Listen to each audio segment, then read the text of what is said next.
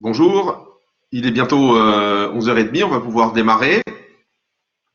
On va laisser quelques secondes aux derniers participants inscrits afin qu'ils puissent nous rejoindre.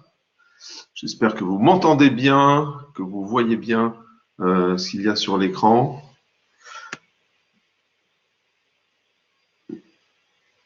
Voilà, on laisse quelques secondes aux derniers retardataires et on y va. Bien. Bienvenue donc, je m'appelle Vincent Guibert, je suis le fondateur du cabinet ACDE. Très heureux de vous retrouver dans cet espace numérique. Chaque semaine, en fait, on y aborde un thème différent, dont le traitement nous ramène inéluctablement à des questions de management, d'où le titre générique Parlons management. On va parler aujourd'hui d'un rôle spécifique du manager, savoir le rôle d'accompagnement, ce qu'on appelle parfois le manager coach. Alors, vous pourrez intervenir là par la petite fenêtre de chat pour poser des questions à tout moment. On y répondra au fur et à mesure ou bien en fin de session. Alors, pour que le son soit plus fluide, je vais d'ailleurs couper la caméra. Voilà, ce qui vous permettra de mieux voir et entendre ce qu'il y a sur l'écran et ce que je vais vous raconter. Deux mots d'abord sur notre cabinet, ACDE Conseil.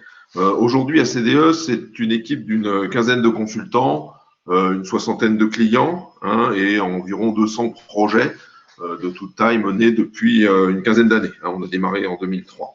Alors, vous trouverez des références, des exemples de missions sur notre site acdeconseil.com. Bon, notre métier, c'est de contribuer aux transformations des entreprises, de faire réussir leurs projets de transformation et d'en pérenniser les acquis. Alors, on s'appuie pour ça sur trois pieds, si vous voulez, qui sont d'une part des méthodes de management, des méthodes de management de projet, des solutions numériques performantes et des pratiques de management qu'on appelle management équitable, qui traite à parité la performance et le facteur humain. On intervient ainsi en assistance projet, en conduite du changement, en conseil et pas mal en formation. On a formé de l'ordre de 2000 managers depuis 15 ans et nous sommes référencés Datadoc. Alors pour celles et ceux d'entre vous qui ne connaîtraient pas, Datadoc, c'est le référentiel qui définit les 21 critères qualité auxquels doit se conformer un organisme qui fait de la formation professionnelle. Alors justement, puisqu'on va parler accompagnement, voilà, un chiffre, 34 milliards par an, c'est le coût global de la formation professionnelle. Donc, beaucoup de gens ont tendance à dire, écoutez, on les forme et ça va bien, comme ça. Les entreprises y consacrent, bon an, mal an, quelques pourcents de leur masse salariale.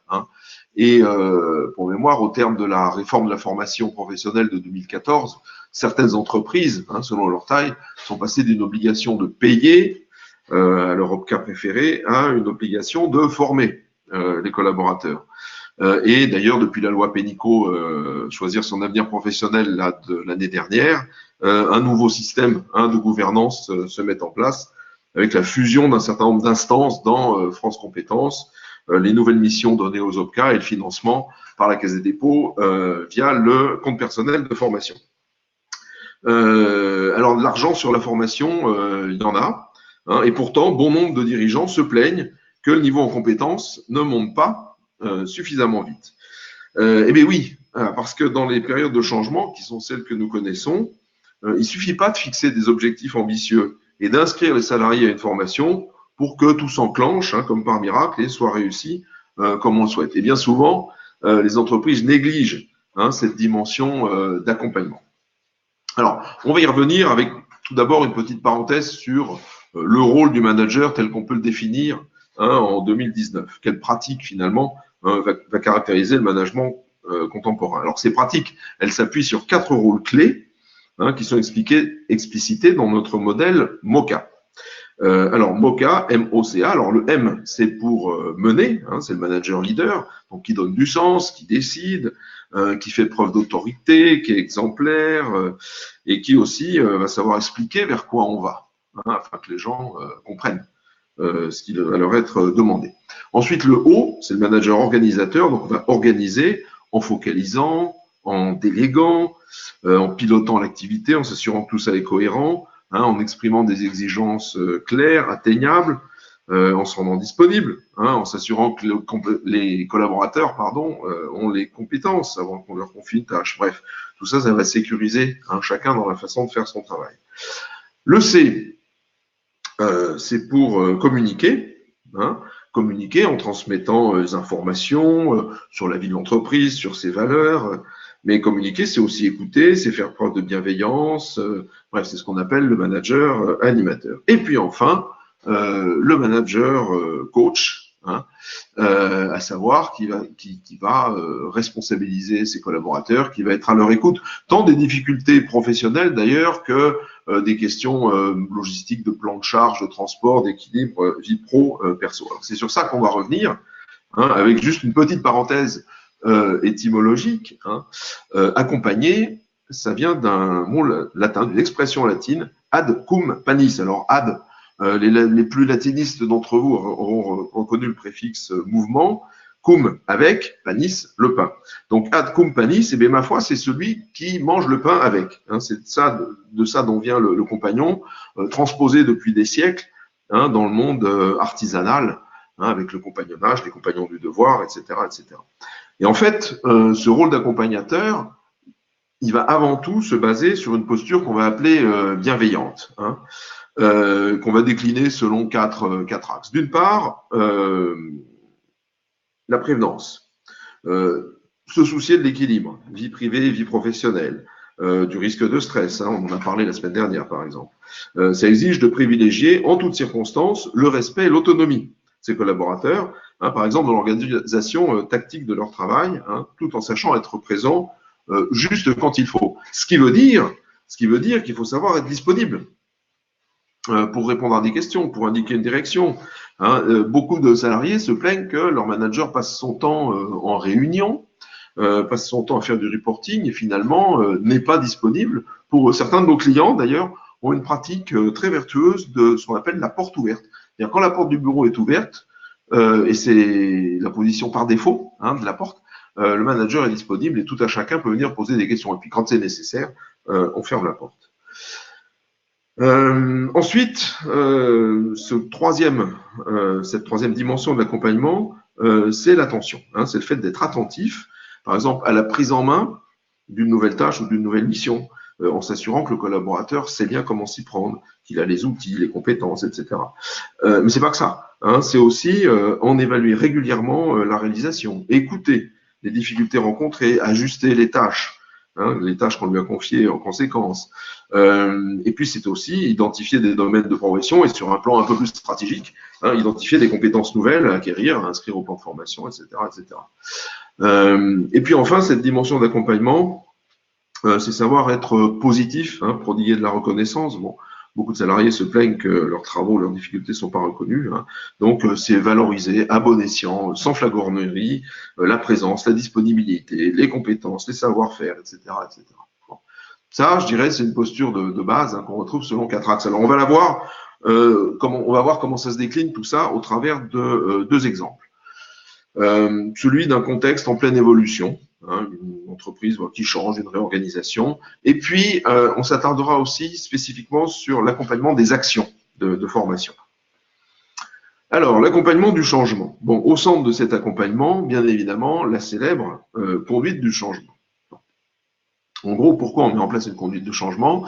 Eh bien, parce que ce qui était normal ne l'est plus. Le métier se transforme, on doit faire face à de nouveaux outils, à de nouveaux interlocuteurs, à de nouvelles situations. Tout ça, ça déstabilise les collaborateurs. Ça peut faire naître une certaine résistance au changement. Voilà, ce qui nous amène à mettre en avant, alors là aussi, sans avoir la prétention d'être exhaustif, 4 déclinaisons du rôle de manager accompagnateur pendant le changement. En premier, le rôle du manager coach ou manager accompagnateur, c'est d'expliquer, c'est de fournir des explications sur les raisons qui ont poussé l'entreprise à changer. Ça peut être dû à des évolutions de la législation, ça peut être dû à une nécessité d'être plus compétitif, d'être plus efficace en interne, bref, il y a toujours des raisons. Ce n'est pas que de la transformation numérique parce que c'est la mode, par exemple. Il y a des raisons économiques ou sociales ou législatives profondes qui font que les entreprises doivent changer. Les gens sont intelligents, ils sont informés, on leur doit ces explications. Deuxième rôle du manager accompagnateur, c'est de bien préciser au niveau de chacun en quoi consiste cette évolution. Quels vont être les nouveaux modes opératoires, les procédures, les nouveaux documents de référence, les outils informatiques, les comportements attendus et sur lesquels on va se baser pour effectuer ces transformations et effectuer petit à petit ce nouveau travail. Alors c'est bien évidemment là que les formations vont prendre une grande partie de leur sens. On y reviendra dans un instant. Troisième rôle du manager accompagnateur, c'est aussi de bien préparer le terrain. C'est de s'assurer que toutes les conditions sont réunies pour que les collaborateurs puissent exercer ces nouveaux métiers, ces nouvelles tâches sans obstacle. On en vient rapidement à des questions de cohérence. Cohérence entre les nouveaux objectifs et les priorités opérationnelles. Par exemple, si le collaborateur doit abandonner une partie de ses anciennes fonctions pour s'attaquer à quelque chose de plus ardu, mais si personne ne reprend ses anciennes fonctions, mais qu'est-ce qui se passe? À la première opportunité, le collaborateur il va se dépêcher de revenir à son ancienne fonction, à ce qu'il sait faire, à ce qu'il maîtrise bien, à ce pourquoi il a de la reconnaissance, etc. Et du coup, il ne va pas, entre guillemets, avoir le temps de faire différemment. C'est là que le rôle aussi du manager est important dans cette préparation. Ça concerne bien sûr également l'alignement qu'il doit y avoir entre les objectifs, ce qui est demandé aux gens, et éventuellement leur évaluation, bien sûr, ce qui est dans la fiche d'entretien annuel, et puis certaines modalités de rémunération. Si quelqu'un a des objectifs et une partie variable de son salaire calée sur ses anciennes fonctions, bien évidemment, il ne va pas se ruer sur le fait de s'attaquer à des nouvelles tâches. Et enfin, on y revient, quatrième rôle du manager accompagnateur, c'est d'être à l'écoute. Je crois que c'est Goethe qui avait dit celui qui sème récolte, celui qui parle sème, celui qui écoute sème et récolte. Sème, S-E-M. Voilà, donc l'écoute de ses collaborateurs, notamment en période de changement, les laisser s'exprimer sur ce qu'ils ressentent, sur ce qu'ils pensent des nouveaux modes de fonctionnement, des nouveaux outils, et après s'enquérir en permanence des difficultés qu'ils peuvent rencontrer, leur laisser un droit à l'erreur, multiplier les retours d'expérience, bref, faire en sorte que le terrain soit déminé et que les personnes puissent s'exprimer sur ce qui leur est demandé, tout en multipliant bien évidemment les signes de reconnaissance. Autre contexte, on le disait, l'accompagnement d'une formation. Alors, formation, souvent, ça s'inscrit dans une conduite du changement, tel qu'on vient de l'évoquer en vitesse, mais ça peut être aussi une formation traditionnelle, je dirais, pour maintenir l'employabilité des collaborateurs. Il ne faut pas oublier qu'une formation, c'est un investissement qui doit bien sûr profiter aux salariés, mais aussi à son entreprise. Et là, le manager doit tout faire pour que son collaborateur ne vive pas sa formation comme une charge supplémentaire qui va le retarder dans son travail, et dont les effets seraient longs à se manifester. Et donc, il faut, que le collaborateur ait de la disponibilité. Trop souvent, quand on démarre une formation professionnelle en entreprise, il y a des gens qui viennent me voir, qui me disent « Ah ben, désolé, je ne peux pas assister à la formation, j'ai du travail. » Bon. Que penser de cela, si ce n'est qu'il n'a pas été bien préparé par son manager. Autre exemple, s'assurer que les gens vont être en situation d'appliquer tout de suite à la sortie de la formation ce qu'ils auront vu durant le stage. Nous, il nous arrive d'accueillir en formation gestion de projet des gens qui n'ont pas de projet à gérer dans un avenir proche. Mais finalement, on lui a dit, bah tiens, voilà, t'es sympa, t'as demandé de formation, on va t'envoyer te former à la gestion de projet.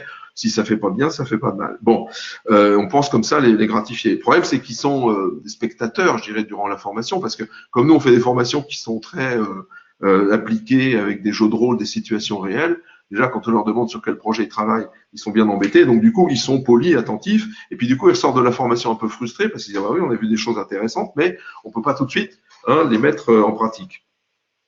Donc là, qu'est-ce qu'on va attendre du manager accompagnateur? Eh bien, c'est en premier qu'il redonne du sens à la formation, qu'il la positionne dans une dynamique de changement, de progrès, qu'il la relie aux compétences clés dont l'entreprise aura besoin demain ou après-demain, par exemple dans le cadre de ces transformations. En deuxième, c'est qu'il soit disponible, là encore, pour préparer cette formation avec le participant, mais aussi avec le prestataire. Par exemple, on demande aux managers qui encadrent les participants de venir faire avec nous le lancement des formations. C'est 5 minutes, c'est quelques mots en ouverture d'un séminaire, puis quelques mots ensuite en conclusion d'un séminaire. Et voir pour chaque groupe, hein, quand il y a plusieurs groupes qui viennent se former. Pareil, que le management soit disponible après coup pour partager, qu'on puisse partager avec lui hein, le bilan des formations. Et bien évidemment, que le manager soit disponible après coup, c'est peut-être la dimension la plus importante hein, du rôle d'accompagnateur, pour qu'il réfléchisse de concert avec son collaborateur à la trajectoire de mise en pratique hein, des compétences qui sont acquises en formation, avec là encore son lot d'essais, erreurs, peut-être de doutes, de craintes, d'intermoiements hein, que le manager va devoir dissiper. Voilà. Donc s'il fallait retenir deux traits communs hein, aux deux exemples que l'on vient d'évoquer, on pourrait indiquer d'une part ne pas être avare en explication, hein, bien indiquer où on va, ne pas balancer les tâches ou les projets là comme si c'était une évidence, hein, et toujours positionner ce qui est décidé dans le contexte environnemental, social, économique, concurrentiel, que sais-je, de l'entreprise. Et puis d'autre part, hein, faire preuve d'empathie, se rendre disponible, être à l'écoute des essais, des réussites, et des difficultés des collaborateurs. Et notamment lorsque le collaborateur exprime une difficulté, hein, la posture de manager-coach, on sait ce qu'elle est. Souvent, le manager, il est expert. Bon. Piège facile, c'est un collaborateur vient me voir avec une difficulté, paf, je lui explique en 2 temps de mouvement comment s'en sortir. Et je pense lui avoir rendu service. Bon.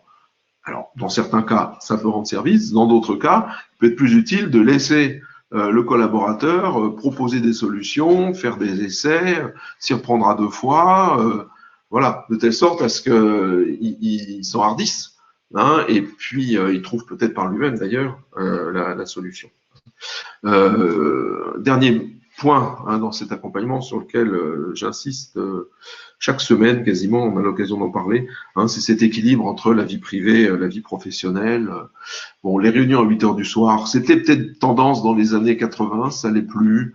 Les mails à n'importe quelle heure, les appels, les textos, voilà. Hein, il faut savoir faire la part des choses. Il y a un droit à la déconnexion qui est reconnu par la loi et un manager qui se veut accompagnateur en premier va respecter ce droit. Alors tout ça, comment ça va se traduire en termes de management, en outils, en pratique de management? Alors l'outil clé, je vais dire, du manager coach, hein, c'est ce qu'on appelle la pratique de briefing ou de débriefing, brief ou débrief. Alors en 2 mots, hein, le briefing, c'est ce qui va consister à préparer l'action, à la sécuriser, hein, l'action, la séquence, la tâche qui s'ouvre. Alors il y a 2 versions hein, du briefing selon qu'on parle à un débutant ou un non débutant. Je dirais pour le débutant, on va simplement lui expliquer ce qu'il faut faire et puis on va s'assurer qu'il a bien compris.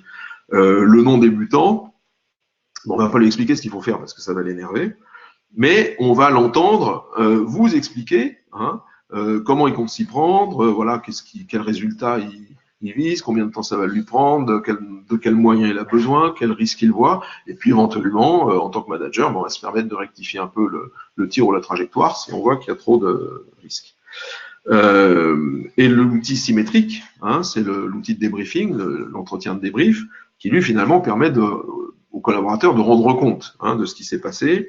Est-ce qu'il a atteint ou pas le résultat? Est-ce qu'il a suivi le mode opératoire convenu? Quelles difficultés il a eu? Comment il fera la prochaine fois? Etc. etc. Là aussi, c'est une façon assez responsabilisante hein, et productive de rendre compte. Et puis accessoirement, le manager, quand il écoute, eh bien, ma foi, il se fatigue moins que quand il parle et il laisse son collaborateur se responsabiliser. Voilà. Donc, dans les 2 cas, hein, on retiendra qu'il faut laisser la parole le plus possible aux salariés. Alors, ces pratiques hein, d'accompagnement, on va les retrouver d'ailleurs dans plusieurs points de la charte hein, du management équitable. Donc, ça, c'est une charte qu'on a publiée il y a une dizaine d'années afin d'aider les entreprises hein, à y voir plus clair et à progresser dans leur pratique de management. Donc, je disais management équitable, ça consiste à viser à parité, je dirais, la performance d'une entité et le bien-être des gens qui sont dedans. Alors, par bien-être, on entend épanouissement moral, intellectuel, social. Hein, c'est pas les plantes vertes, le baby-food, bon, tout ça, c'est bien joli, mais ça contribue peu au bien-être réel hein, des collaborateurs. Partant, non pas du postulat, mais du constat qu'on a fait, que c'est dans les entreprises où les gens se sentent bien que les performances s'installent et durent. Voilà.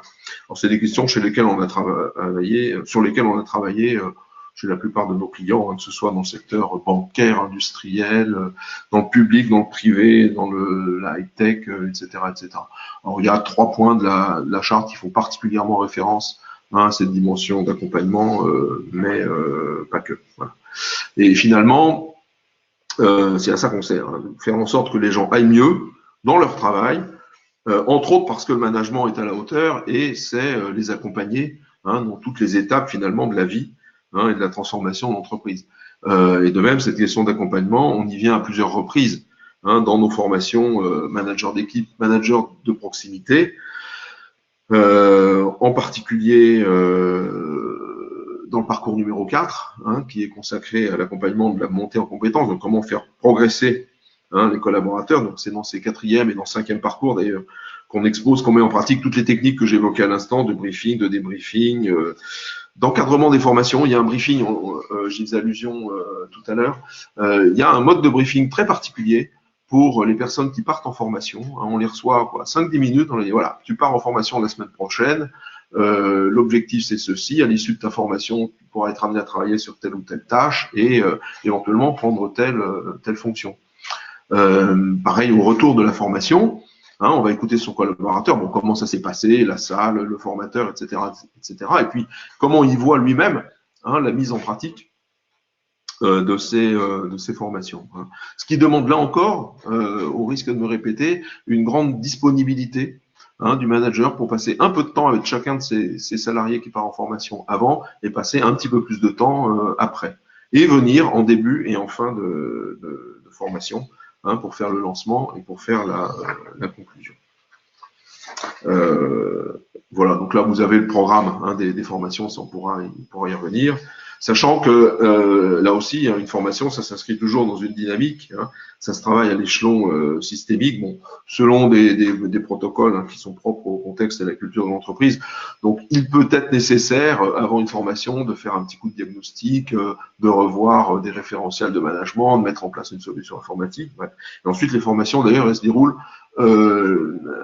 soit en présentiel, soit en ligne, et on revient à cette question d'accompagnement, elles peuvent se prolonger par des accompagnements individuels ou collectifs. Alors là, qui ne sont pas vraiment des coachings, qui vont être plus des accompagnements opérationnels sur, je sais pas, moi j'ai suivi une formation au management de projet, et bien comment je structure mes premiers plannings pour les projets qui arrivent, ou bien j'ai suivi une formation au management, j'ai ma première réunion d'équipe à préparer, et bien avec le consultant formateur, après coup, je vais revoir avec lui l'ordre du jour de la formation, de la réunion, et puis éventuellement après la réunion, je vais débriefer avec lui sur la façon dont ça s'est passé.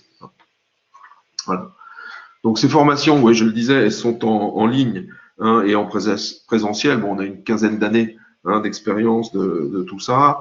Des formations en management, ça demande beaucoup d'interaction avec le formateur, entre participants. On voit dans les évaluations d'ailleurs que c'est ce que les gens apprécient, bien souvent autant que le fond de la formation. Ceci dit, les budgets évoluent, les mœurs évoluent, donc c'est posé la question des formations en ligne. Donc on a beaucoup réfléchi à ça, puis on a trouvé une formule, ma foi, qui permet déjà de faire des économies, de 25 à 50% d'économies en temps passé et en coût direct, et qui surtout préserve cette présence humaine tout en donnant aux participants un peu d'autonomie pour suivre des formations à leur rythme quand ils ont le temps et quand ils sont au calme. Mais maintien de la présence humaine via des ateliers, alors en virtuel ou en physique, parce que quand on parle de remettre de l'humain dans le management, et bien c'est pas en laissant les gens cloués derrière leur PC qu'on va y arriver. Donc, il faut se rassembler en vrai de temps en temps pour du jeu de rôle et pour discuter. Mais bref, on laisse le choix à nos clients entre de l'hybride ou du présentiel, et parfois s'ils veulent du full e-learning, on sait leur faire du full e-learning. Voilà. En proposant toujours cette dimension d'accompagnement après coup.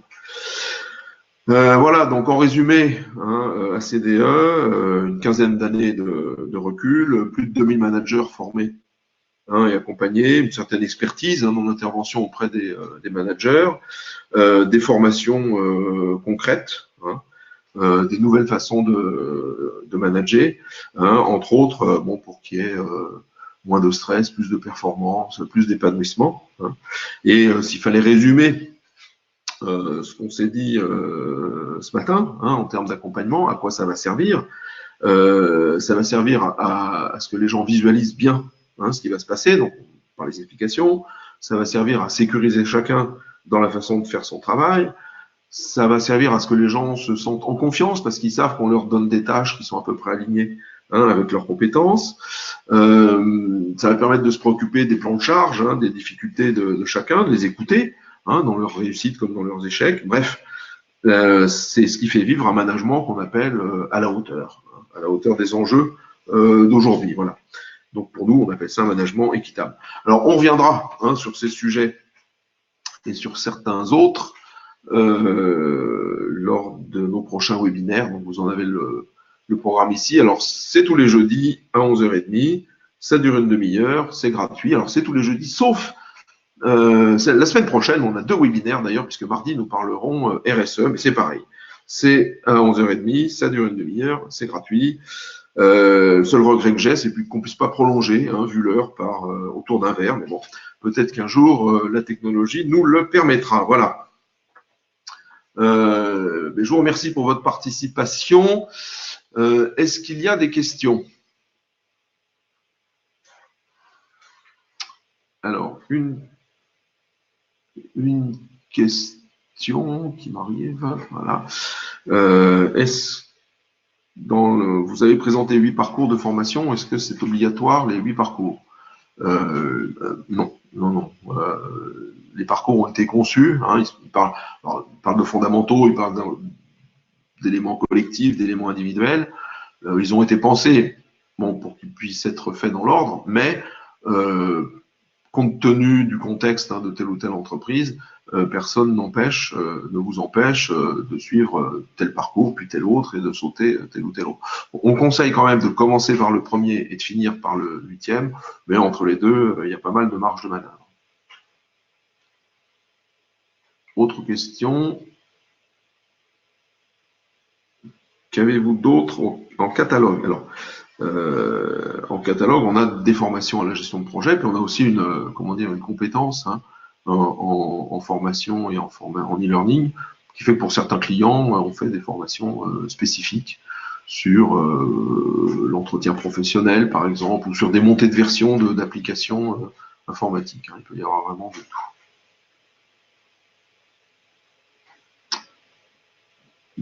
Alors, une dernière question. N'importe qui peut-il devenir un manager accompagnateur? C'est une question pas facile. Enfin, la réponse n'est pas facile, la question est facile à comprendre. La réponse n'est pas facile parce que beaucoup des managers actuels sortent d'écoles d'ingénieurs, j'en fais partie, ou d'écoles de commerce, dans lesquelles on a une vue assez cartésienne, jacobine, pour ne pas dire jupitérienne, hein, des choses. Et on a l'impression que pour manager, il faut avant tout bien parler, dire aux gens comment faire et contrôler. Alors, il y a une expression là aussi qui est complètement désuète maintenant, qui était quelque chose du genre « la confiance n'exclut pas le contrôle ». Bon, si je devais paraphraser ça, je dirais le management n'exclut pas l'écoute, l'humilité et la bienveillance. Et donc, c'est bien cette posture, hein, qui va permettre à un manager de se muer en un accompagnateur, de laisser ses collaborateurs s'exprimer et grandir petit à petit. Et puis, quel ne sera pas son bonheur lorsqu'il verra que les gens prennent des initiatives, hein, et s'attellent d'eux-mêmes à des sujets qui avaient été juste évoqués à nous.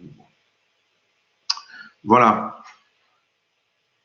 Bon, bah, écoutez, s'il n'y a plus de questions, étant attendu qu'il est bientôt midi, je vais vous proposer de conclure, en vous remerciant encore d'être resté jusqu'au bout. Vous recevrez dans l'après-midi un mail avec le lien vers la présentation, là, si vous voulez la revoir. Et puis, si vous souhaitez la copie du PowerPoint, là, envoyez-moi un mail sur contact@acdeconseil.com ou bien vincent.guibert@acdeconseil.com.